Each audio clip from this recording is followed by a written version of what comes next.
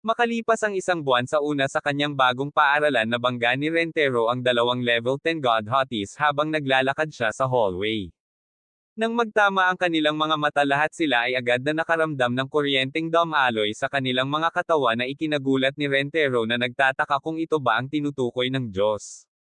Gayunpaman ayaw niyang makaramdam ng kilabot dahil walang alam ang mga babae kaya mabilis niyang sinubukang tulungan silang tumayo ngunit ang dalawang babae ay nagsimulang kumilos na parang oras na ng buwan para sa paggawa ng mga sanggol na ikinagulat niya.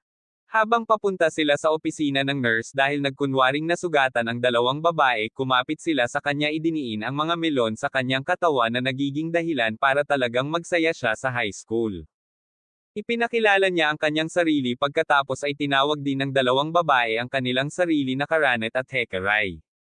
Kasunod nito narinig nila ang dalawang pangit na babae na dumaraan na nag-uusap tungkol sa pamahiin sa pag-ibig ng paaralan na nagsasaad na kung may makakita ng 4-leaf clover ng pink clover sa looban at magtanong sa isang kasama nito tiyak na sasagutin sila ng oo.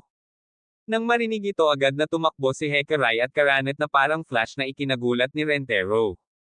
Makalipas ang 4 na oras pagkatapos ng klase habang naghahanda si Rentero na umuwing umaasa rin na makitang muli ang dalawang cute na babae na kagugulat niyang nakita sila sa looban ng pink clover na naghahanap ng 4-leaf clover.